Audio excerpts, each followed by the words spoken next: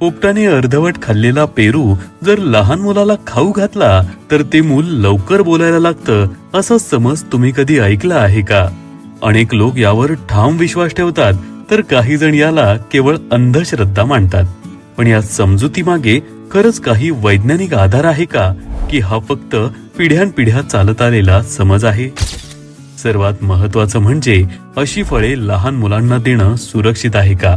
या सर्व प्रश्नांची उत्तरं आज आपण जाणून घेणार आहोत. त्यामुळे हा व्हिडिओ शेवटपर्यंत नक्की पहा, कारण शेवटी आम्ही असा महत्वाचा मुद्दा सांगणार आहोत जो प्रत्येक पालकानं जाणून घेणं गरजेचं आहे. भारतातील अनेक भागांमध्ये आजही हा समज प्रचलित आहे. आजी आजोबा, नातेवाईक किंवा शेजारी अनेकदा हा सल्ला देताना दिसतात. काही लोक स्वतःच्या अनुभवांच्या गोष्टीही सांगतात आणि त्यामुळे या समजुतीवर विश्वास अधिक वाढतो. पण एक प्रश्न विचारण्यासारखा आहे, केवळ एखादी गोष्ट अनेक वर्षांपासून सांगितली जाते किंवा काही लोकांना तसा अनुभव आला म्हणून ती वैज्ञानिक दृष्ट्या खरी ठरते का? याचं उत्तर समजून घेणं महत्वाचं आहे. सध्या उपलब्ध वैज्ञानिक माहितीनुसार पोपटाने अर्धवट खाल्लेला पेरू खाल्ल्यामुळे मूल लवकर बोलते असा कोणताही ठोस वैज्ञानिक पुरावा उपलब्ध नाही. मुलांच्या बोलण्याचा विकास अनेक गोष्टींवर अवलंबून असतो.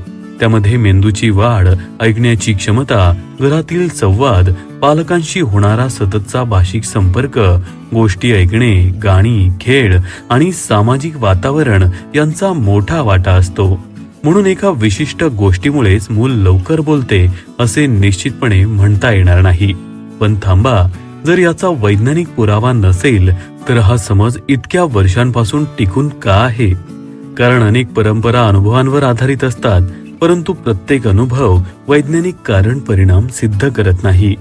आता सर्वात महत्वाची गोष्ट, पक्ष्याने चावलेले फळ पूर्णपणे स्वच्छ असेलच याची खात्री देता येत नाही. त्यावर जंतू किंवा इतर सूक्ष्मजीव असण्याची शक्यता असू शकते. लहान मुलांची प्रतिकारक शक्ती विकसित होत असते, त्यामुळे त्यांच्या आरोग्याच्या दृष्टीने अशी फळे खाऊ घालणे सुरक्षित पर्याय मानला जात नाही. म्हणून कोणतीही पारंपरिक समजूत स्वीकारण्यापूर्वी तिच्या मागील माहिती, वैज्ञानिक दृष्टिकोन आणि सुरक्षितता यांचा विचार करणं आवश्यक आहे. आता आम्हाला तुमचं मत जाणून घ्यायचं आहे. तुमच्या घरात किंवा गावातही पोपटाने खाल्लेला पेरू खाल्ल्याने मूल लवकर बोलते असा समज आहे का? किंवा तुम्ही याबद्दल काही अनुभव ऐकला आहे का? तुमचे मत आणि अनुभव कमेंटमध्ये नक्की लिहा. अशाच रोचक, माहितीपूर्ण आणि निसर्गाशी संबंधित विषयांवरील व्हिडिओ पाहण्यासाठी आमच्या YouTube चॅनलला सबस्क्राईब करा, व्हिडिओला लाईक करा आणि आपल्या मित्रपरिवारासोबत शेअर करा. योगदान फाउंडेशन, जिथे प्रत्येक प्रयत्न हा निसर्गासाठी असतो.